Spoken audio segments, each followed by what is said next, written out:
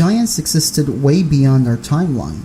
In fact, they were once called Nephilim, or hybrid between humans and angels. We all know Cyclops from Greek mythology since we've seen it on the movies a dozen of times. But now let me take you to the Philippines to see their giant mythological creatures.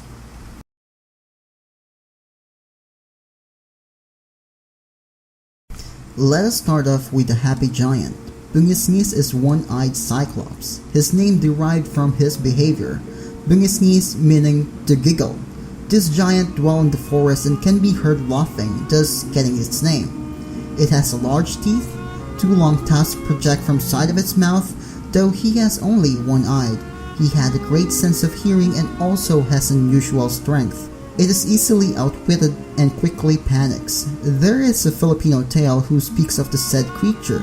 The creature is said to live in the northern part of Davao, and other accounts state that it is on Orion Bataan. Now enough of those happy giants. Let's go to the mean one.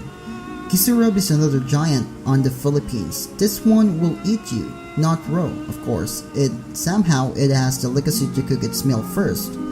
It has a human-shaped feature, but it's very large, usually naked. Like most of the giants, it has a very keen sense of smell that is used to hunt prey.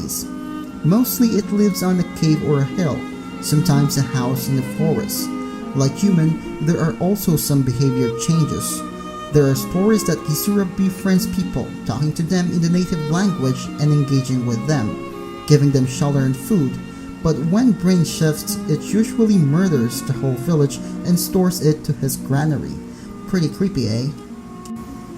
So far we've got happy giant, a brain-shifting giant. Now let us go to a bizarre giant. Gawigawen is a 6-headed giant that has a spear and a head axe. The story is way back on 1916 entitled Gawigawen of Addison. Not much is shared of Gawigawen as to where and how he got there, and if the 6 heads are actually talking head, but according to the story, there are oranges whom the giant Gawigawen owned and a pregnant woman who fell ill craving for the orange of the said giant. His husband decided to go to a long journey on getting these oranges. He passed numerous challenges but eventually died after picking 2 oranges from the tree that is made of knives. His wife bore their son. After a couple of years, their son decided to fight back after learning of his father's death. He defeated the said giant by turning himself into an ant. Now if you know what I mean, we got the origins of Ant-Man here, folks. Have you ever watched King Kong? Well, on the Philippines there is a giant called Ikugan that closely resembles that, but it's much more hungrier and not that really large. Though it is large, but I mean compared to King Kong was massive. Moving on, Ikugan is a huge ape-like creature. The skin is covered with hair and it has a long tail. It is mostly deep in the forest waiting for its prey to come. It uses its tail to swing to large trees like a monkey and also uses it to ambush its prey. Angalo is said to believe the first man on earth and Aaron the first woman, more like Adam and Eve. However, they are not like Adam and Eve, they were giants. Angalo and Aaron are apart and continue to search for each other. Angalo searched the Ilocos region hoping to find his loved one. His footprints left marked on the region. He would sometimes drink from the water and springs where he left his footprints. There are numerous stories of the said giant. Stories depicted that the sea were not salty in the first place and it was actually giant's urine. It became salty when his daughters are carrying salt and stumbled, thus making the sea salt. That's the other story. Another account is that he was betrayed and deserted by his lover and taken a job of a fisherman in the hope of finding another woman to marry. There are too many stories to mention about this giant, but this story has been told from generations upon generations. Now I know from one point it's not really possible, but it's their belief, right? Buringcantada is another one-eyed giant. Unlike the previous giant, this one lives on large houses with multi-rooms located in dense forests. Their houses are pretty usually decorated with vines and flowers. Think of it as a royalty of giants. They are fond of hosting parties and entertaining guests. By guests, I mean their own kind and not humans. Buringcantada are carnivores, and if you somehow stumble on one, they will attack you as soon as they see you. There is a tale on the Philippine books about the Buringcantada.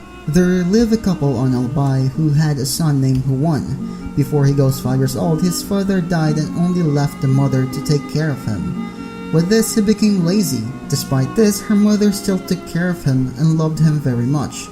One day, he asked her mother to come and look for money. She disagreed at first but soon agrees to the journey since Juan is lazy and possibly could not take care of himself. When they are traveling, Juan sees an axe and he took it.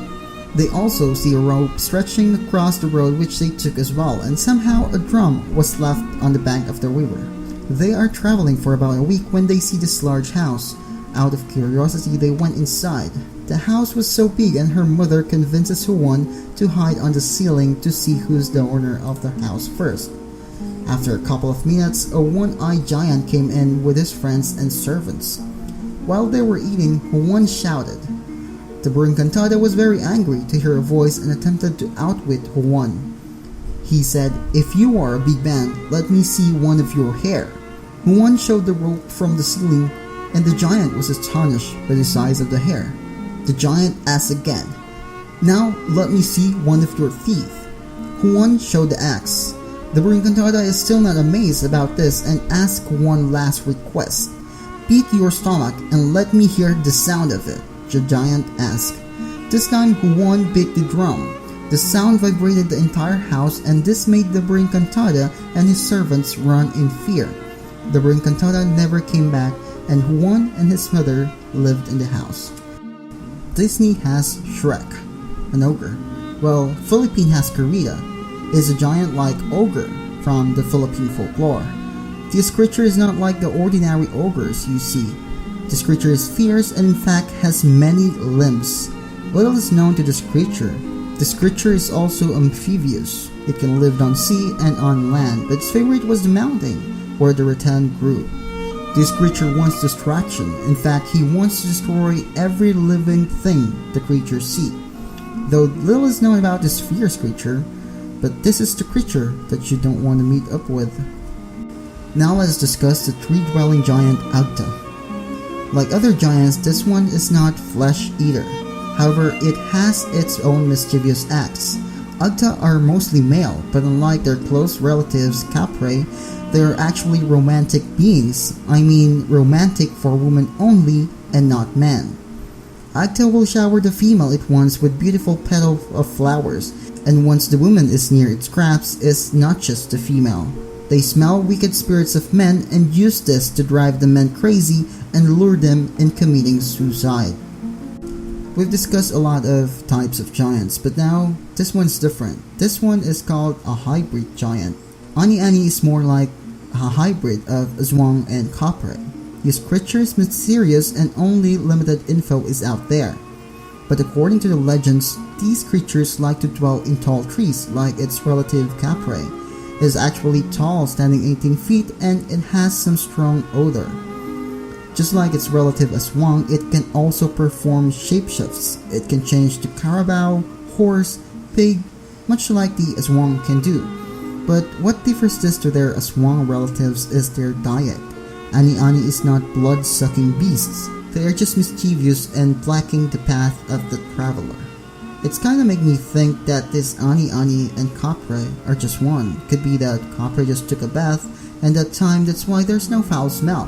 I mean, all of the characteristics are the same like Kapre. About the shape shifting, I'm thinking that it was just really added, but it's just my opinion. Now let's go to the number one, which is Capre. Capre is well known in the Philippines. In fact, it's still circulating up to now. Capre is a giant who likes to smoke and hide within large trees. Their favorite are mangoes, acacia, or the famous balete. It's like a Filipino Bigfoot but more classy. I mean, this creature right here smokes tobacco. Capres are mischievous creatures and still believed by Filipino to exist not in the city but in the provinces where it has many trees. It is said to play with travelers. The smoke coming out of its cigarette creates an illusion that you'll be trapped in. Capre don't usually reveal themselves. It's the smoke that you'll see. So if you see a big tree and smoke is gathering on it, you might want to walk away. There was once the story of a group of hikers who went to the mountains. they saw this very large tree and decided to take a break on its shade before continuing further. Little did they know that there was a Capre. As soon as they stepped on the tree, they are under the Capre's playground. The group went on and pursued their destination. After walking an hour, they were amazed that they landed on the same big tree. Ignoring the tree, they moved on ahead and still continue again going in the same tree. This time they went back down to the road, and to their amazement, they still landed on the same big tree. This is the time that one of the group speaks up and asks that they turn their shirts inside out. This is known in the Filipino that all the magics and spells will be nullified if they are dealing with Capres. The group was able to go down the hill and decided not to continue their journey anymore.